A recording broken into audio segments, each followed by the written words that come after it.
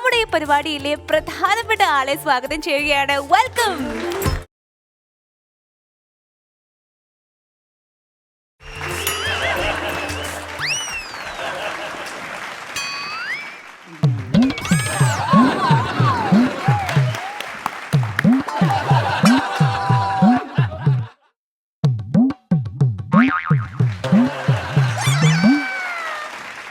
Timing തെറ്റിയല്ലേ? Timing തെറ്റി. എന്തിനാ കയറി വന്നത്? പൊക്കൂടെ എന്നാല് പ്രധാനപ്പെട്ട ആളുകൾ കയറി വന്നെന്ന് പറയുമ്പോൾ ഞാനല്ലേ വരേണ്ടത്. വിഷു എന്തിനാ ടൈമിംഗ് തെറ്റിച്ചിട്ട്? ഞാൻ ടൈമിംഗ് തെറ്റിച്ചെന്നാണോ പറയുന്നത്? പിന്നെ പ്രധാനപ്പെട്ട ആളെന്ന് പറഞ്ഞ എന്നെയാണ് വിളിക്കുന്നത്. ഈ പരിപാടിയുടെ പ്രധാനപ്പെട്ട ആള് ഞാനാണ്. അല്ല വിഷു പ്രധാനപ്പെട്ട ആളോ? ഞാനാണ് പ്രധാനപ്പെട്ട ആള്. എന്ത് പറ്റി? എന്താ പറയുന്നത്? എന്റെ വിഷു ഇത് ആർക്കും അറിയാൻ പാടില്ലെന്ന് ഇരുതണ്ട കേട്ടോ. ഈ ജനങ്ങൾ നമ്മുടെ പരിപാടികളെ ഏറ്റെടുത്ത് വമ്പ ഹിറ്റാക്കി കഴിഞ്ഞ് അതിന്റെ മെയിൻ ആള് ഞാനാണെന്നുള്ളത് അറിഞ്ഞപ്പോ ഈ പുള്ളിക്കുണ്ടായ വർക്കൗട്ടായ ഒരു ഈഗോ അല്ലേ, ഈഗോണ് തന്നെ പ്രശ്നക്കാരനാക്കി. താൻ വലിയവനാണെന്നുള്ള തന്റെ അഹംഭാവം ഇതുകൊണ്ടൊക്കെ തന്നെയാണ് താൻ രക്ഷപ്പെടാതെ ഇങ്ങനെ കിടക്കണത്. അറിയാമോ? ഇവിടെ താൻ രക്ഷപ്പെടണമെന്നുണ്ടെങ്കിലേ 3 അക്ഷരമുള്ള ഒരു സാധനം ഇവിടെ വേണം. അതുണ്ടല്ലോ. എന്ത്? മറുക്. ഹൃദയം.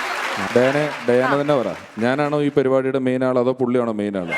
ശരി, നിങ്ങൾ രണ്ടുപേരും എന്നെക്കാളും വലിയ ആൾക്കാർ തന്നെയാണ്. പക്ഷെ നിങ്ങളെക്കാളും വലിയൊരു അദ്ദേഹം ഇവിടെ ഉണ്ട്. അദ്ദേഹമാണ് ഇവിടുത്തെ പ്രധാനപ്പെട്ട ആള്. പിന്നെ അയാളുടെ യോഗം കൂടി ഞങ്ങളിവിടെ കാണേണ്ടി വരുമല്ലോ.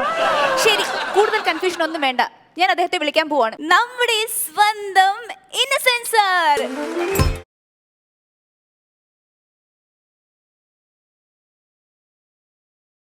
ഇന്നസെന്റ്, എൻ്റെ ഒരു ഓർമ്മയില്ലേ, ഞാനൊക്കെ ഏറ്റവും കൂടുതൽ ആഗ്രഹിച്ചിട്ടുള്ളത് ഓണ കാസറ്റുകളിൽ വരണമെന്നാണ്. ഇപ്പോൾ വിഷുവിന് ഇന്നസെന്റിനോട് നിൽക്കാൻ പറ്റുന്ന ഒരു വലിയ ഭാഗമാണ്. കാരണം ഓണ കാസറ്റുകളിൽ ആദ്യകാലം തൊട്ട് മാവേലിയുടെ ശബ്ദമായിട്ട് ഇന്നസെന്റിന്റെ ശബ്ദമാണ് കാണിക്കുന്നത്. ഒരു നല്ല രാജാവ്, ഒരു നല്ല ഭരണാധികാരി എന്ന് പറയുന്നതിന് എപ്പോഴും നമ്മുടെ മനസ്സിൽ ഇന്നസെന്റിന്റെ ശബ്ദമാണ് കാട്ടിക്കൊണ്ടിരുന്നത്. അപ്പോൾ ഓണക്കാലത്താണ് സാധാരണ ഇന്നസെന്റിന് കൂടുതൽ ഡിമാൻഡ്. ഈ വിഷുവിന് ഡിമാൻഡ് വന്നതിനെ പറ്റി എന്താ അഭിപ്രായം? ഓണക്കാലത്ത് എന്നെ പറ്റിയിട്ട് ഞാനാണ് ഏറ്റവും അധികം ഡിമാൻഡ്. അതിൻ്റെ കാര്യം സത്യസന്ധനായ ഒരു ചക്രവർത്തിയായിരുന്നു മഹാബലി. ഈ മലയാള സിനിമയിൽ ഇത്രയും ആൾക്കാരുണ്ട്, ഇങ്ങനൊരു നിഷ്കളങ്കമായിട്ടുള്ള മുഖമുള്ള ആരുണ്ടോ? ചേട്ടനത് പറഞ്ഞാൽ ഈ പുള്ളി പറയും പുള്ളിയാണ് ഏറ്റവും വലിയ നിഷ്കളങ്കൻ എന്നുള്ളത്. ഇപ്പൊ കുറെ നേരമായിട്ട് ഞങ്ങൾ തമ്മിലുള്ള അത്തരത്തിലുള്ള ഈഗോ. അപ്പൊ അങ്ങനെയുള്ള ഒരാളെ ആണ് മഹാബലിയാക്കാൻ കൊള്ളുള്ളൂ. അയാളുടെ ശബ്ദമാണ് നിങ്ങൾ ഈ കേട്ടുകൊണ്ടിരുന്നത്. കാസറ്റുകളൊക്കെ കേട്ടോ. വിഷു എന്ന് പറയുമ്പോൾ നമുക്കറിയാം അല്ലേ, കഴിഞ്ഞ വർഷം ഈ സമയത്താണ് കൊറോണ തുടങ്ങിയതെന്ന് തോന്നുന്നു അല്ലേ? ലോക്ക്ഡൌൺ ഒക്കെ മൂത്തത് ഈ സമയത്ത്. ലോക്ക്ഡൌണൊക്കെ മൂത്തത്. ഇതുവരെയായിട്ട് അതിനൊരു മാറ്റം ഉണ്ടായിട്ടില്ല. പക്ഷേ ഇപ്പൊ എനിക്ക് തോന്നുന്നു ഈ വിഷു വരുന്നതോടുകൂടി ഇതെല്ലാം മാറും. അതെ കേട്ടോ, പ്രതീക്ഷയുടെ കാലമാണ് വിഷു. മാത്രമല്ല വിഷുവിനൊരു വലിയ പ്രത്യേകത ഉണ്ട്. നമുക്ക് ചെറുപ്പത്തിൽ ലാഭം, വളരുമ്പോൾ നഷ്ടമുള്ള ഒരു ആഘോഷമാണ് വിഷു. ചെറുപ്പത്തിൽ വിഷുക്കൈ നീട്ടം കിട്ടും, വലുതാകുമ്പോൾ വിഷുക്കൈ നീട്ടം തരണം. അപ്പോൾ ഞങ്ങളുടെ എല്ലാവരുടെയും ഗുരുസ്ഥാനത്ത് നിന്ന് ഞങ്ങൾക്ക് എല്ലാവർക്കും ഒരു 1001 രൂപ വീതം വിഷുക്കൈ നീട്ടം ഇന്നസെന്റ് ഏട്ടൻ തരുന്നതായിരിക്കും. അതെ. ഇപ്പൊ എന്താ കുഴപ്പമെന്നറിയോ, പെട്ടെന്ന് ചിലപ്പോ ചെവി കേൾക്കണ്ടാവും.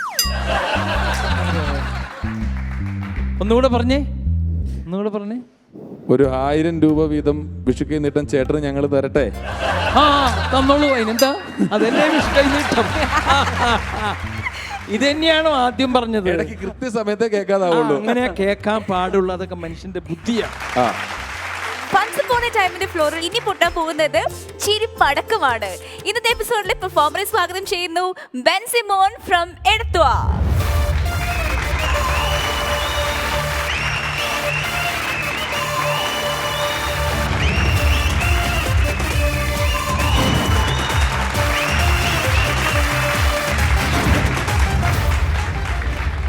എൻ്റെ പേര് ബെൻസിമോൻ എന്നാണ്. ഞാൻ വരുന്ന എടത്വയിൽ നിന്നാണ്. എടത്വ എന്ന് പറയുമ്പോൾ കുട്ടനാടാണ്.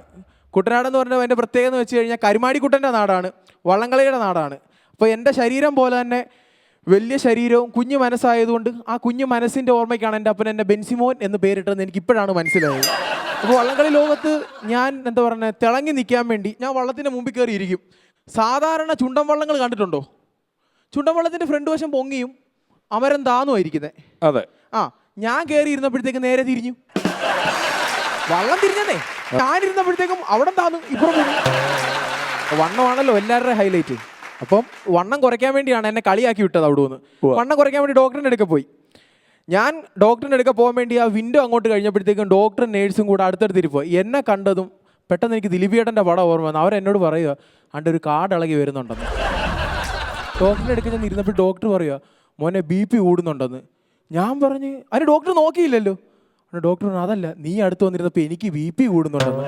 പുള്ളിക്കാരൻ പറഞ്ഞു നാളെ മുതൽ നടക്കാൻ പോകണം. എടുത്ത വായി ഞാൻ പറഞ്ഞ് പറ്റത്തില്ല, എന്നാ സൂര്യാഘാതം വെക്കും, ശരീരം പൊള്ളും, എൻ്റെ ഈ ഗ്ലാമർ പോത്തില്ലേ. പുള്ളിക്കാരൻ പറഞ്ഞു നിനക്കിവിടെ മരുന്നില്ല പൊക്കോളാൻ. ഒരു ഡോക്ടർ രോഗിയോട് പറയാൻ പറ്റുന്നതാണോ? എൻ്റെ ഏറ്റവും വലിയ ഇതായിരുന്നു എനിക്ക് കൂട്ടുകാരോട് ഒരു ട്രിപ്പ് പോകണമെന്ന്. ഞാൻ കൂട്ടുകാരോട് ബൈക്കേ പോകാനായിരുന്നു എനിക്കിഷ്ടമേ. ഞാൻ കൂട്ടുകാരോട് പറയാം ട്രിപ്പ് പോകണ്ടേ, എവിടോട്ടാടാ, നമുക്ക് ഇടുക്കിക്ക് പോവാം. അപ്പം എന്നെയും വെച്ചോണ്ട് അവന്മാർക്ക് അവിടെ വരെ പോകണമല്ലോ. അപ്പോൾ അത് പറ്റത്തില്ല. 150 രൂപയുടെ എണ്ണ അടിക്കണമെങ്കിൽ എണ്ണ അടിക്കണേ 350 cc ഉണ്ടെങ്കിൽ 600 cc ഞാൻ വലിപ്പിക്കും. കാര്യം വെയിറ്റ് ഇല്ലല്ലോ, ചെറിയ ചാക്ക് പോലല്ലേ ഞാൻ ഇരിക്കുന്നത്. ഞാൻ അടുത്തൊരുത്തനെ വിളിച്ച് അവൻ പറഞ്ഞ അളിയാ നാളെ രാവിലെ 5:30 ഞാൻ വരും. കൂട്ടുകാരെന്ന് പറഞ്ഞ ആണല്ലോ. 5:30 ആയപ്പോൾ വന്ന് 5:30 ആയപ്പോഴത്തേക്കും ഞാൻ എഴുന്നേറ്റ് ജാക്കറ്റ് ഇട്ട് കണ്ണാടിയൊക്കെ വെച്ച് ട്രിപ്പ് പോകാൻ വേണ്ടി റെഡി ആയിട്ട് ഇരിക്കുക. വീട്ടുവാതിക്ക് ഒരു ഹോൺ. ഞാൻ കഥവ് തുറന്നു വന്ന് നോക്കിയപ്പോൾ അവൻ വന്ന് എന്തോന്നല്ലാന്നറിയാവോ, മഹേന്ദ്രയുടെ ആപ്പേ. ഈ പെൺപിള്ളേർക്ക് എന്നെ കാണുമ്പോഴത്തേക്കും ഉണ്ടല്ലോ ഫുട്പാത്തിൽ കിട്ടുന്ന 150 രൂപയുടെ ടെഡി ബിയർ അല്ലെങ്കിൽ മറ്റേ ഡള്ളപ്പിൻ്റെ സ്പ്രിങ് മെത്ത ഇതുപോലൊക്കെ എന്നെ കാണുമ്പോൾ ഞാൻ ഈ വണ്ണം കൊണ്ട് നടക്കുന്നത് ആർക്കും ഒരു കുഴപ്പമില്ല. ആർക്കാ പിന്നെ കുഴപ്പം? എന്നെ കാണുന്നവർക്ക്.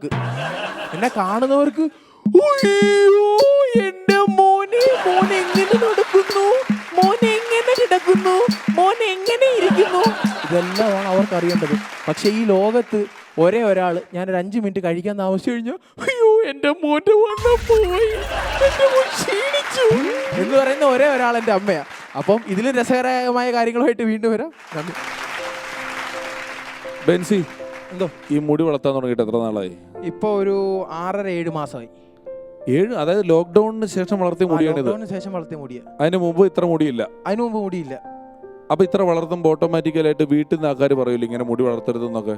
ഇല്ല, പപ്പ ഭയങ്കര സപ്പോർട്ട്, അമ്മയും ഭയങ്കര സപ്പോർട്ട്. കാര്യം പപ്പ പണ്ട് മുടി വളർത്തിയതാ. അപ്പം ഞാൻ പറയും പുറമോട്ടൊന്ന് നോക്കൂ. അപ്പോൾ അമ്മ പറയും പഴയ കാര്യങ്ങളൊക്കെ ഓർമ്മയുണ്ടല്ലോ, അപ്പോൾ പിന്നെ അതങ്ങ് വിട്ടുപോകും. പപ്പ പണ്ടേ മുടി വളർത്തിയിട്ടുണ്ട്, അതുകൊണ്ട് ഇപ്പൊ ഒന്നും പറയാൻ പറ്റത്തില്ല. പറ്റത്തില്ല, എങ്ങനെ പറയാൻ പറ്റും? അവരും ചെയ്തതാണല്ലോ, അതുകൊണ്ട് കുഴപ്പമില്ല. അപ്പൊ ഈ വളർത്തിയപ്പോ ഇത് കുറച്ച് നേരത്തെ ചെയ്യാമായിരുന്നു എന്ന് തോന്നിയിട്ടുണ്ടോ? തീർച്ചയായിട്ടും. പക്ഷേ +2 സാറിനെ ഇറക്കി. +2 ആ സമയത്ത് നടക്കത്തില്ല. അതെ, പറ്റത്തില്ല. +2 വളർത്തുന്നതിന് നമ്മുടെ ഏലൂർ ജോർജ് എന്ന് പറയുന്ന ഒരു മിമിക്രി ആർട്ടിസ്റ്റ് ഉണ്ട്, ജോർജ് ഏട്ടൻ. അറിയാലോ. അപ്പൊ ജോർജ് ഏട്ടന് താടിയുണ്ട്. ജോർജ് ഏട്ടനൊപ്പം അന്ന് ഹരിശ്രീ എന്ന് പറയുന്ന ട്രൂപ്പിൽ പ്രോഗ്രാമിന് ചെന്ന് കയറി. അപ്പോൾ ഹരിശ്രീയിൽ അന്ന് അശോകൻ ചേട്ടൻ പോയതിൻ്റെ ഗ്യാപ്പിലെങ്ങാണ്ടാണ് ജോർജ് ഏട്ടൻ ചെന്ന് കയറി. അപ്പോൾ ജോർജ് ഏട്ടൻ ചെന്ന് കയറിയപ്പോൾ ജോർജ് ഏട്ടന് പല സ്കിറ്റുകളിലും ഈ താടി വെച്ചിട്ടുള്ള പല കോമഡി ഉണ്ട്. താടിയൊക്കെ വേണം വേണ്ടെന്നൊക്കെ ഉണ്ട്. പക്ഷേ ജോർജ് ഏട്ടൻ ഇതുപോലെ പഠിക്കുന്ന സ്ഥാപനത്തിൽ അവർ പറഞ്ഞു വിദ്യാർത്ഥികൾ താടി വളർത്താൻ പാടില്ല. അവിടെ ഒരു സർക്കുലർ ഇറങ്ങി, വിദ്യാർത്ഥികൾ താടി വളർത്തിക്കൊണ്ട് വരാൻ പാടില്ല. പക്ഷേ ജോർജ് ഏട്ടന് താടിയുണ്ട്. അങ്ങനെ ജോർജ് ഏട്ടൻ പ്രിൻസിപ്പലിനെ പോയി കണ്ടിട്ട് പറഞ്ഞു, അതെ സാർ, താടി എനിക്ക് എൻ്റെ പ്രൊഫഷൻ്റെ ഭാഗമായിട്ട്, തൊഴിലിൻ്റെ ഭാഗമായിട്ട് എനിക്ക് താടി കളയാൻ പറ്റില്ല. അപ്പോൾ എനിക്ക് താടി വളർത്താൻ ഒരു പ്രത്യേക അനുമതി വേണം എന്ന് പറഞ്ഞുകൊണ്ട് ആ വിദ്യാലയത്തിൽ ഒരു കോളേജിൽ ഒരു പ്രത്യേക അനുമതി ഇറക്കി. ഈ കോളേജിൽ ജോർജിന് മാത്രം താടി വളർത്താം, ബാക്കി ആർക്കും താടി വളർത്താൻ പാടില്ല. അങ്ങനെ ഒരു അനുമതി കൂടി ജോർജ് ഏട്ടൻ മേടിച്ചെടുത്തു. കുറച്ച് ദിവസം കഴിഞ്ഞപ്പോൾ ഈ ഹരിശ്രീയുടെ ട്രൂപ്പിൻ്റെ ഒരു പരസ്യം പത്രത്തിൽ കണ്ടപ്പോൾ ഈ പ്രിൻസിപ്പലിനെ ഒന്ന് വിളിച്ചു ചോദിക്കാം, ഈ ജോർജ് പറഞ്ഞത് ശരിയാണോ അല്ലയോ എന്ന് ചോദിച്ചിട്ട് ഹരിശ്രീയുടെ ഓഫീസിലേക്ക് വിളിച്ചിട്ട് ചോദിച്ചു, ഹലോ, നിങ്ങളുടെ ട്രൂപ്പിൽ ഈ ജോർജ് എന്ന് പറഞ്ഞ ആൾക്ക് താടി ഒരു മസ്റ്റാണോ എന്ന് ചോദിച്ചു. അപ്പോൾ ഓഫീസിൽ നിന്ന് പറയാ, ജോർജ് തന്നെ ഈ ട്രൂപ്പിലൊരു മസ്റ്റല്ല, പിന്നെയാണ് ജോർജിൻ്റെ താടി. ഞങ്ങളുടെ അടുത്ത് ബൈക്കിന് വീണ് നേരെ ഹോസ്പിറ്റലിൽ കൊണ്ടുപോയി. ഹോസ്പിറ്റലിൽ കൊണ്ടുപോയിട്ട് തലയിൽ ഒരു 6-7 സ്റ്റിച്ച് തലയൊക്കെ വടിച്ച് സ്റ്റിച്ചൊക്കെ ഇട്ട് കഴിഞ്ഞപ്പോൾ ഇയാൾ നേഴ്സിനോട് പറയുകയാണ് എത്ര രൂപയാണ് എന്ന് ചോദിച്ചപ്പോൾ അവർ പറഞ്ഞു മൊത്തം 650 രൂപ. ഇപ്പോൾ ഇയാൾ പറഞ്ഞു എനിക്കൊരു 15,000 രൂപ ഇങ്ങോട്ട് തരണം. നേഴ്സ് ചോദിച്ചാൽ അതെന്തിനാ 15,000 രൂപ അങ്ങോട്ട് തരുന്നതെന്ന് വെച്ചാൽ പറയാ വിഗ്ഗായിരുന്നു. അവർ വിഗ് വടിച്ചിട്ട് സ്റ്റിച്ചിട്ടു തലമുടിയുടെ കൂട്ടത്തിൽ രണ്ടും കൂടെ. അത് വിഗും പോയി 15,000 രൂപയുടെ ഊരാനും പറ്റിയില്ല കുറേ ദിവസത്തേക്ക് വിഗ് വടിച്ചിട്ടിട്ട്. കാലാകാലങ്ങളായിട്ട് പഴനി മുരുകനെ പറ്റിക്കുന്ന ഒരു കൂട്ടുകാരനുണ്ട് എനിക്ക്. കൂട്ടുകാരനല്ല, കൂട്ടുകാരൻ്റെ അച്ഛനാണ്. പുള്ളി നല്ല മൊട്ടയാണ്, വിഗ് വെച്ചിരിക്കുകയാണ്. പുള്ളി എല്ലാ വർഷവും പഴനി പോയിട്ട് താഴെ നിന്ന് വിഗ് ഊരിയിട്ട് മേറി ചെന്ന് തൊഴും, അനുഗ്രഹം മേടിക്കും, താഴെ വന്ന് വിഗും വെച്ചോണ്ട് പോരും. മുരുകൻ ഓഹോ ആണല്ലേ. എൻ്റെ കൂട്ടുകാരൻ സിനിമയിലുള്ള ആളാണ്, ഞാൻ പേര് പറയില്ല, പേര് പറഞ്ഞാൽ കുഴപ്പമാണ്. അപ്പോൾ അയാൾ ഗുരുവായൂർ ക്ഷേത്രത്തിൽ ചെന്നിട്ട് കൃഷ്ണ ഭഗവാനെ കണ്ടിട്ട് ഇയാൾ പറയാണ്, ഗുരുവായൂരപ്പ, എൻ്റെ ഈ പടം സൂപ്പർ ഹിറ്റ് ആവണം. അതിന് എൻ്റെ കൂടെ നീ നിൽക്കണം. നിനക്കറിയാലോ 10 പവൻ്റെ മാലയാണ്, സ്വർണ്ണമാലയാണ് ഞാൻ കഴിഞ്ഞ മാസം ഈ ഭണ്ഡാരത്തിൽ കൊണ്ടിട്ടത്. ഇത് സൂപ്പർ ഹിറ്റായാൽ ഞാൻ ഇനിയും ഇതുപോലെ തന്നെ മാല കൊണ്ട് ഇടും. വന്നു, പടം സൂപ്പർ ഹിറ്റായി. സൂപ്പർ ഹിറ്റായി. ഞാൻ ഇത് പറഞ്ഞു വന്നത് നമ്മൾ കൂട്ടുകാരോട് മാത്രമല്ല എന്നാണ് പറയാ, നമുക്ക് ദൈവത്തിനോടും പറയാം. കൃഷ്ണ ഭഗവാൻ ഒന്ന് ആലോചിച്ചു, ഇയാൾ തന്നിട്ടുണ്ടോ കഴിഞ്ഞ പ്രാവശ്യം 10 പവൻ്റെ മാല? അപ്പോൾ അവിടുത്തെ സെക്രട്ടറി ഉണ്ട്, അയാൾ പറഞ്ഞു, ഭഗവാൻ എന്ത് ഈ വെറുതെ ആലോചിക്കണം, അയാൾ തരാണ്ട് വെറുതെ നുണ പറയൂ, അത് തന്നിട്ടുണ്ടാവും. അങ്ങനെ ജീവിതം മുഴുവനും നുണ പറഞ്ഞ് സിനിമ ഓടിക്കുന്ന ഒരുത്തൻ എൻ്റെ കയ്യിലുണ്ട്. എൻ്റെ വീടിനടുത്തൊരു 1.5 വയസ്സുള്ള കൊച്ചിന് ചെറു പനിയൊക്കെ വന്നു. ആ പനിയൊക്കെ വന്നപ്പോൾ ഈ സ്ത്രീ പറഞ്ഞു, നമ്മൾ 1 വയസ്സാകുമ്പോൾ തിരുപ്പതി കൊണ്ട് മുട്ടയടിക്കാമെന്ന് പ്രാർത്ഥിച്ചിരുന്നു. പക്ഷെ അന്ന് കൊറോണ ആയതുകൊണ്ട് പോകാൻ പറ്റിയില്ല. അപ്പം നമ്മളിപ്പോൾ മുട്ടയടിക്കാൻ പോകാത്തത് കാരണം ഭഗവാൻ ഇങ്ങനെ ഓർമ്മിപ്പിക്കാൻ വേണ്ടി പനി വരുത്തുന്നതാണ്. ഒന്ന് ആലോചിച്ച് നോക്കണം, 1.5 വയസ്സുള്ള കൊച്ചിന് പനി വരുത്താനാണോ ഈ ദൈവം ഇരിക്കുന്നത്? അപ്പം എന്തുമാത്രം ചെറുതായിട്ടാണ് നമ്മൾ ദൈവത്തിനെ ചിന്തിക്കുന്നത്. നിങ്ങളൊന്ന് ആലോചിച്ച് നോക്കി, ഈ സംഭവത്തിന് വരാത്തത് കൊണ്ട് മാത്രം എന്നാ പിടിക്കട്ടെ ഒരു പനി എന്ന് പറഞ്ഞ് കൊടുക്കാന്ന് പറഞ്ഞ് ശരിയാണ്. മീൻ പിടിക്കാനായിട്ട് ഇങ്ങനെ ചൂണ്ടിയിട്ടുകൊണ്ടിരിക്കുമ്പോൾ ഒന്നും കിട്ടാണ്ടായപ്പോൾ അവൻ പറഞ്ഞു, ദൈവമേ ആദ്യം കിട്ടുന്ന വരാൽ ഞാൻ ഇത് പുണ്യാളിന് തന്നെ, പള്ളിക്ക് തന്നെ ഞാൻ തരാമെന്ന് പറഞ്ഞു. അങ്ങനെ അവൻ ചൂണ്ടിയിട്ടപ്പോൾ വലിയൊരു വരാൽ അവന് കിട്ടിയപ്പോൾ നല്ല വലിയ വരാലായപ്പോൾ അവനൊരു മാനസിക വിഷമം, ഇത് വിറ്റ് പള്ളിക്ക് കൊടുത്താൽ എങ്ങനെയാ? അപ്പം അവൻ പറഞ്ഞു, പുണ്യാളാ ഇത് ഇവിടെ ഇരിക്കട്ടെ, 2ാമത്തെ ഞാൻ തരാം. ആ വഴിക്ക് ഇത് കൂടയിലിട്ടു. ആ വഴിക്ക് കൂടെ നീ ആദ്യം പിടിച്ച വരാലില്ലേ, അത് ഇങ്ങനെ കുടഞ്ഞു വെള്ളത്തിലേക്ക് ചാടിപ്പോയി. ഇതാണ് കൊടുക്കാന്ന് പറഞ്ഞത്. അത് വെള്ളത്തിലേക്ക് ചാടിപ്പോയപ്പോൾ ഈ ചൂണ്ടിട്ടോ പറയാം, കളിയും തമാശ അറിയില്ല, കളിയും തമാശ. ഒരു തമാശ പറഞ്ഞപ്പോ അത് ഒരാള് നമ്മുടെ ക്രിസ്തീയ ഭക്തിഗാനം ഇറക്കിയ എൻ്റെ ഒരു കൂട്ടുകാരൻ, കാസറ്റിന്റെ പേര് നാഥ എന്നാണ് കാസറ്റിന്റെ പേര്. പൊളിഞ്ഞുപോയി. വളരെ കുറച്ച് കാസറ്റ് മാത്രമേ ചിലവായുള്ളൂ. കുറച്ച് ദിവസം കഴിഞ്ഞപ്പോൾ പുള്ളിയുടെ അടുത്ത കാസറ്റ് ഇറങ്ങിയേക്കുക, എന്നാലും എൻ്റെ നാഥ എന്ന്. ഈ ക്രിസ്തീയ ഭക്തിഗാനത്തിന്റെ പറഞ്ഞുകൊണ്ട് ഒരു ഹിന്ദു ഭക്തിഗാനം കൂടെ. ഒരു പ്രേമൻ എന്ന് പറഞ്ഞൊരു കൂട്ടുകാരൻ, അയാൾ ഇങ്ങനെ ഇരിക്കുമ്പോൾ ഒരാൾ ഓടി വന്നിട്ട് പറഞ്ഞേ, മണ്ഡലകാലത്ത് അയ്യപ്പ ഭക്തിഗാനം ഇറക്കി വിൽക്കാം, ശബരിമലയെ കൊണ്ടുവച്ച് വിൽക്കാം. അവിടെ ചെരുപ്പ് സൂക്ഷിക്കാനിരിക്കുന്ന ആൾ ഒരു ചെരുപ്പിന് 1 രൂപ വെച്ച് മേടിക്കുന്നു. എത്ര ഭക്തർ വരുന്നുണ്ടെന്നറിയാമോ? ഒരു ദിവസം ഇത്ര 1000, അങ്ങനെ 40 ദിവസം. 40 ദിവസം × 1 × 20,000 ഈ സീക്വൽ നിനക്ക് ഒരു ദിവസം കിട്ടിയത് 5000 എന്നൊക്കെ പറഞ്ഞ് ഇയാളൊരു ഈ ചെയിൻ മാർക്കറ്റിംഗുകാർ പറയുന്ന പോലത്തെ ഒരു കണക്ക് പറഞ്ഞു. ഈ കണക്ക് ഞാൻ പറഞ്ഞത് ചെരുപ്പ് സൂക്ഷിക്കുന്ന ആൾക്കാർ. നീ CD ഇറക്കി അവിടെ കൊണ്ട് വെക്കുമ്പോൾ ഒരു CD-ക്ക് 50 രൂപ. ഈ CD 50 രൂപയുടെ CD നമ്മളൊരു 5000 എണ്ണോ 500 എണ്ണോ അവിടെ കൊണ്ട് സന്നിധാനം തൊട്ട് വിൽക്കുമ്പോൾ 100 പേരിൽ ഒരാൾ ഒരു CD മേടിച്ചാൽ പോലും 40 ദിവസം കൊണ്ട് ഇത്ര എന്നൊക്കെ പറഞ്ഞൊരു കണക്കൊക്കെ ഉണ്ടാക്കിയിട്ട് കുറേ പാട്ടും റെക്കോർഡ് ചെയ്ത് നേരെ ശബരിമല സന്നിധാനത്തെ കൊണ്ട് വെച്ചിട്ട് 40 ദിവസവും മഞ്ഞും കൊണ്ടിരുന്നതല്ലാതെ ഒരൊറ്റ CD വിൽക്കാൻ പറ്റിയില്ല. മൊത്തം ദൈവത്തിന് തട്ടിപ്പാന്ന് മനസ്സിലായല്ലോ. അങ്ങനെ പതുക്കെ എന്ത് ചെയ്യണമെന്നൊക്കെ ആലോചിച്ച് പുള്ളി ആകെ നഷ്ടത്തിലായി. 40 ദിവസം ഇരുന്നവനും പൈസ കൊടുത്ത് എന്ത് ചെയ്യണമെന്നറിയാതെ പതുക്കെ മലയെന്ന് ഇറങ്ങാൻ നേരത്ത് ഞാൻ വിളിക്കുക. അപ്പം ഞാൻ ചോദിച്ചു, എങ്ങനെ ഉണ്ടായിരുന്നുണ്ടാ കച്ചവടം എന്ന് ചോദിച്ചു. കച്ചവടമൊക്കെ നഷ്ടത്തിലാ, ഒരു 5000 രൂപ കടം തരാമോ എന്ന് ചോദിച്ചു എന്നോട്. ഞാൻ ചോദിച്ചു, അതെന്തിനാ 5000 രൂപ? ശബരിമല കാർഡായതുകൊണ്ട് അവിടെ പ്ലാസ്റ്റിക് ഇടാൻ പാടില്ല, അത് തിരിച്ചിറക്കാൻ കഴുതയുടെ കൂലിയാണ് 5000 രൂപ കാസറ്റ് ഇറക്കാൻ. ഓക്കെ, അപ്പോ ബെൻസിമോൻ നല്ല പെർഫോമൻസ് ആയിരുന്നു. അപ്പോൾ നന്നായിട്ട് പെർഫോം ചെയ്തിരിക്കുകയാണ്. ഓൾ ദി ബെസ്റ്റ്, ഇനിയും വരണം. തീർച്ചയായിട്ടും. Okay, thank you. രമേശേട്ടാ, എൻ്റെ കുട്ടിക്കാലത്ത് വിഷു എന്നെ സംബന്ധിച്ച് ഓണത്തിനെക്കാളും ഭയങ്കര സന്തോഷം കിട്ടിക്കൊണ്ടിരുന്ന ഒരു ആഘോഷമായിരുന്നു. ഒന്നാമത്തെ കാര്യം, യെസ്, കൈനീട്ടം കിട്ടുന്നു. പിന്നെ വിഷു വെക്കേഷൻ ടൈമിലായിരുന്നു നമ്മൾ ആഘോഷിച്ചുകൊണ്ടിരുന്നത്. ചെറുപ്പത്തിൽ എനിക്കൊരു 5 രൂപ കൈനീട്ടം കിട്ടി. അപ്പൊ 5 രൂപ ഇടാൻ പേഴ്സ് ഇല്ല. ഞാനൊരു കടയിൽ പോയിട്ട് 5 രൂപയ്ക്ക് ഒരു പേഴ്സ് മേടിച്ചു. അപ്പൊ ഇടാൻ പൈസ ഇല്ല. കൈനീട്ടം കിട്ടും. എല്ലാവരും ഫ്രണ്ട്സിൻ്റെ വീട്ടിൽ പോകുമ്പോൾ അവിടെ നിന്ന് കിട്ടും. ഫാമിലി അമ്മാവന്മാരുടെയും ആൻറ്റിമാരുടെയൊക്കെ വീട്ടിൽ പോകുമ്പോഴത്തേക്കും അവിടെ നിന്ന് കിട്ടുമായിരുന്നു. അതൊക്കെ കൂട്ടി വെക്കും. അടുത്ത വിഷയത്തിന് വീണ്ടും പൈസ കിട്ടും. ശരിക്കും പറഞ്ഞാൽ ഇപ്പോഴും പണ്ട് കിട്ടിയ നാണയങ്ങളൊക്കെ ഞാൻ സൂക്ഷിച്ച് വെച്ചിട്ടുണ്ട്. അതെ. ഞാൻ എൻ്റെ അപ്പന് കച്ചവടമായിരുന്നു. അപ്പോൾ ആ കച്ചവടമുള്ള സമയത്ത് വൈകുന്നേരം കാശൊക്കെ കൊണ്ടുവന്നിട്ട് അവിടെ വെച്ചതിന് ശേഷം പിന്നെ ചിലപ്പോൾ പൈസ അലമാരിയുടെ മുകളിൽ ഇങ്ങനെ വെക്കും. അപ്പോൾ മുകളിൽ വെക്കുമ്പോൾ ഞാൻ ചിലപ്പോൾ എന്തെങ്കിലും സാധനങ്ങളൊക്കെ വാങ്ങിയതിൻ്റെ ബാക്കിയുള്ള മെയിൻ കാശൊക്കെ ഇതിലാക്കിയിട്ട് തുണിക്കെട്ട് മീൻസ് മണി പേഴ്സ് എന്ന് പറയില്ല അന്നത്, അതിലൊക്കെ ആക്കി വെച്ചതിന് ശേഷം പിന്നെ കുറച്ച് കാശ് വലുതൊക്കെ വാങ്ങാനുള്ള മുകളിൽ ഇങ്ങനെ വെച്ചിട്ടുണ്ടായിരിക്കും. അപ്പം ഞാൻ എന്ത് ചെയ്യുമെന്ന് വെച്ചിട്ടുണ്ടെങ്കിൽ അതിൽ നിന്ന് ഞാൻ കാശ് അടിക്കും. പിന്നെ ആ പൈസ നോക്കുമ്പോൾ അപ്പം പറയും, ഞാനിവിടെ 20 രൂപ അല്ലെങ്കിൽ 15 രൂപ, അന്ന് വലിയ കാശൊന്നും ഉണ്ടാവില്ല, വല്ല 5 or 10 ഞാൻ ഇവിടെ വെച്ചതാണുള്ള, ഒരു 10-ൻ്റെയും ഒരു 5-ൻ്റെയും കാണാനില്ലല്ലോ. പിന്നെ അതൊരു അന്വേഷണമാണ് ഈ അലമാരിയിൽ. അപ്പോൾ അങ്ങനെ അലമാരിയിൽ അന്വേഷിച്ച് കഴിയുമ്പോൾ അപ്പൻ അവിടെ പറയും അലമാരിയിൽ വെച്ചിട്ടുണ്ടെന്നായി. അപ്പോൾ അമ്മ നോക്കുന്നു, അവർ നോക്കുന്നു. അതിനിടയിൽ അപ്പൻ അവസാനം നിങ്ങളൊക്കെ ഒന്ന് മാറിയെന്നേ, അവൻ നോക്കിയാൽ കിട്ടും എന്നെ.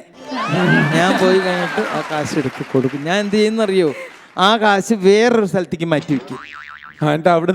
അവിടുന്ന് അവർ മറന്നെങ്കിൽ അത് അടിച്ചെടുക്കാന്ന് വെച്ചിട്ടാണ്. മനസ്സിലായി? അപ്പൊ ഞാൻ അതാ ഇന്നസെന്റ് പോയി അത് കിട്ടും എന്ന് പറയുമ്പോൾ ഞാൻ അതെടുത്തു. ഇന്ന് വിഷുവിന്റെ എപ്പിസോഡിന് ഇന്നസെന്റ് ഏട്ടനെ പോലെ ഒരാൾ വരുമ്പോൾ കഴിഞ്ഞ വിഷുവും ഈ വിഷുവുമായിട്ട് നമ്മൾ താരതമ്യം ചെയ്യുമ്പം കഴിഞ്ഞ വിഷു എല്ലാവരുടെയും എല്ലാവിധ പ്രതീക്ഷകളും വലിയ തോതിൽ മങ്ങിയ, ഇനി നമ്മൾ എന്ത് ചെയ്യും എന്ന് ലോകം മുഴുവൻ ചിന്തിച്ച ഒരു വിഷു ആയിരുന്നു. ഈ വിഷുവിലേക്ക് വരുമ്പം ചെറിയ ചെറിയ പ്രതീക്ഷകളുടെ നാമ്പുകൾ അവിടെ ഇവിടെയൊക്കെ മുളച്ചു തുടങ്ങി. എല്ലാവരും കുറച്ചുകൂടെ ആക്റ്റീവായി തുടങ്ങി. വലിയ പ്രതീക്ഷകളുമായിട്ടാണ് മലയാളത്തിൻ്റെ ഈ പുതുവർഷം നമ്മുടെ മുന്നിലേക്ക് കടന്നു വരുന്നത്. അവിടെ എന്തുകൊണ്ടും നമുക്ക് ഏറ്റവും കൃത്യമായൊരു അതിഥിയാണ് ഇന്നസെൻ്റ് ഏട്ടൻ. കാരണം അദ്ദേഹം ഇത്തരത്തിലുള്ള വലിയ 2 or 3 ജീവിത പ്രതിസന്ധികളെ തരണം ചെയ്ത് വന്ന ഒരാളാണ്. അദ്ദേഹം എപ്പോഴും പറയും, ഞാൻ 8ാം ക്ലാസ് വരെ പഠിച്ചിട്ടുള്ളൂ എന്ന് പറയും. പക്ഷേ 8ാം ക്ലാസ് വരെ മാത്രം പഠിച്ച ഇന്നസെൻ്റ് ഏട്ടൻ്റെ ജീവിതത്തിൽ നിന്നുമുള്ള ഒരേട് ഇന്ന് സ്റ്റേറ്റ് സിലബസിൻ്റെ പാഠപുസ്തകത്തിലുണ്ട് എന്ന് പറയുന്നത് അദ്ദേഹത്തിൻ്റെ ഒരു വലിയ വിജയമാണ്. പഠിക്കാൻ കൊടുക്കുന്നു. പല ക്യാൻസർ വിദഗ്ധരായിട്ടുള്ള ഡോക്ടർമാരും വരുന്ന പുതിയ രോഗികൾക്ക് പ്രിസ്ക്രിപ്ഷൻ്റെ കൂടെ ബുക്ക് സ്റ്റാളിലേക്കും കൂടെ ഒരു പ്രിസ്ക്രിപ്ഷൻ എഴുതി കൊടുക്കുന്നു. ഈ ബുക്ക് മേടിച്ചൊന്ന് വായിക്കൂ എന്ന് പറയുന്നു. മാത്രമല്ല എനിക്കറിയാവുന്ന ഒരു കാര്യമാണ്, അത് ഇന്നസെൻ്റ് ഏട്ടനിൽ നിന്ന് തന്നെ നാട്ടുകാർ കേൾക്കണമെന്ന് ഞാൻ ആഗ്രഹിക്കുന്നു. ക്യാൻസർ വാർഡിലെ ചിരി ഇന്ന് എത്ര ഭാഷകളിലേക്ക് പോയിട്ടുണ്ട്? ക്യാൻസർ വാർഡിലെ ചിരി എന്ന് പറയുന്ന പുസ്തകം ഈ പറഞ്ഞതുപോലെ ക്യാൻസർ വന്നു കഴിഞ്ഞപ്പോൾ ഒരു പണിയില്ലാതെ വീട്ടിലിരിക്കുകയാണല്ലോ. അപ്പോൾ ആ സമയത്ത് എനിക്ക് തോന്നി എന്തെങ്കിലും ഇതിനെപ്പറ്റി എഴുതണം. മാത്രമല്ല ഞാൻ നേരത്തെ പറഞ്ഞതുപോലെ എല്ലാവരും അവനവൻ്റെ രോഗത്തെ പറ്റിയിട്ട് ഇങ്ങനെ പറഞ്ഞു കഴിഞ്ഞാൽ ഒരാൾക്കും അത് താല്പര്യമില്ലാത്ത കാര്യമാണ്. അപ്പം എൻ്റെ വീട്ടിൽ എൻ്റെ വൈഫ്, ആ വൈഫിൻ്റെ അടുക്ക ഇപ്പോൾ ഇത് കേട്ടാൽ അവൾ എന്നെ കൊല്ലും. വൈഫിൻ്റെ അടുത്ത് ആരെങ്കിലും അല്ല ആലീസ് എന്താ കാലിൻ്റെ മുട്ടിനൊരു വേദന എന്ന് കേട്ടെ, എന്തായി? ഒരു കലക്ക. പിന്നെ ഈ മുട്ടിൻ്റെ വേദന എങ്ങനെ ഉണ്ടായി, പിന്നെ അതിങ്ങനെയാണ്, ഇതൊന്നും ആൾക്കാർക്ക് കേൾക്കാൻ താല്പര്യമില്ല. അവർ വെറുതെ ഒരു സുഹൃത്ത്. അപ്പം ഞാൻ അതിന് ഉള്ളൊരു പ്രതിവിധിയാണ് ക്യാൻസർ എന്ന് പറയുന്ന രോഗം എനിക്ക് വന്നപ്പോൾ അതിനെ കാണുന്ന ആളുകൾ, ചില ആളുകൾ വന്ന് പറയുന്നുണ്ട്, വന്നതിന് ശേഷം പറയും ഇപ്പം എങ്ങനെയുണ്ട്, ഇപ്പം കുഴപ്പമില്ല. ഞാൻ പറയും കുഴപ്പമില്ല, എന്തായിരുന്നു ഉണ്ട്? ഞാൻ പറഞ്ഞു എനിക്കൊരു ചെറിയൊരു വേദന ഇവിടെ ഉണ്ടായിരുന്നു, പിന്നീടാണിത് ക്യാൻസർ എന്നുള്ളതായത്. ഇപ്പോൾ കുഴപ്പമില്ല. എന്തേ ചോദിച്ചേ? നമ്മൾ വല്യമ്മയുടെ മകനില്ലേ, എൻ്റെ വല്യമ്മയുടെ മകൻ ചന്ദ്രൻ. ചന്ദ്രൻ ഇങ്ങനെ തന്നെയായിരുന്നു. കീമോ കഴിഞ്ഞു, പിന്നെ വേദനയില്ലാന്ന് തോന്നി, 3ാമത്തെ ദിവസം അവൻ പോയിരുന്നു. അപ്പം എൻ്റെ 2 ദിവസം കഴിഞ്ഞിട്ടുള്ളൂ, ഇനി എനിക്ക് 1 ദിവസമേ ഉള്ളൂ. മനസ്സിലായില്ലേ? അപ്പോൾ രോഗികളോട് എങ്ങനെ പെരുമാറണം, രോഗമില്ലാത്തവർ അത് മനസ്സിലാക്കണം. ഇതൊക്കെയാണ് നമ്മുടെ ക്യാൻസർ വാർഡിലെ ചിരി എന്ന് പറയുന്ന പുസ്തകത്തിലുള്ളത്. ആ പുസ്തകം അത് കഴിഞ്ഞതിന് ശേഷം മാതൃഭൂമിയാണത് ഇത് ചെയ്തത്. അത് കഴിഞ്ഞതിന് ശേഷം ആ പുസ്തകം മലയാളത്തിൽ ക്യാൻസർ വാർഡിലെ ചിരി, പിന്നീട് തമിഴിൽ ആ പുസ്തകം ഇറങ്ങി. അതിൻ്റെ പേര് സിർപ്പിനിൽ കരഞ്ചത് ക്യാൻസർ. അത് കഴിഞ്ഞ് പിന്നെ അത് കന്നഡത്തിലിറങ്ങി, സാവിന മനയെ കഥക തട്ടി മരണം വാതുക്കൽ വന്ന് മുട്ടി എന്നാണ്. അതുപോലെ പിന്നെ ഇംഗ്ലീഷിൽ ലോഫിംഗ് ക്യാൻസർ എവേ ഇംഗ്ലീഷിലിറങ്ങി. ഹിന്ദിയിൽ ക്യാൻസർ വാർഡ് കഹസി, ക്യാൻസർ വാർഡിലെ ചിരി, ഹസി, ഹാ. അത് ഇറ്റാലിയൻ ഭാഷയിൽ ഇപ്പം ഇറങ്ങിയിരിക്കുകയാണ്. സൂപ്പർ. ഇതിനൊക്കെ പുറമെ ഇപ്പം ഞാൻ ഒരു MP ആയി, സിനിമാ നടനായി. നമ്മൾ ഏറ്റവും അധികം സന്തോഷിക്കുന്ന ഒരു കാര്യം എന്ന് പറയുന്നത്, ഒരു വലിയ കാര്യം എൻ്റെ മനസ്സിലുള്ളത്, ഞാൻ പഠിച്ച അല്ലെങ്കിൽ നിങ്ങൾ പഠിച്ച ഇന്ന് കേരളത്തിലെ ഈ പറഞ്ഞ സ്റ്റേറ്റ് സിലബസിൽ 5ാം ക്ലാസ്സിൽ ക്യാൻസർ വാർഡിലെ ചിരി എന്ന് പറയുന്ന ഒരു പാഠമാണ്.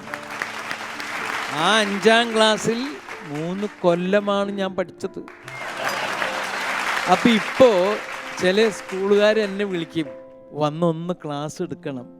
എൻ്റെ ഒരു മനസ്സിലെ സന്തോഷമാണ് കുറച്ച് നേരം ഒരു മാഷാവുക എന്നുള്ളത്. ഞാൻ ചെന്ന് കഴിഞ്ഞിട്ട് പറയും, all stand up, sit down, all sit down, silence. എന്നിട്ട് ഞാൻ ഈ ക്ലാസ് എടുക്കും.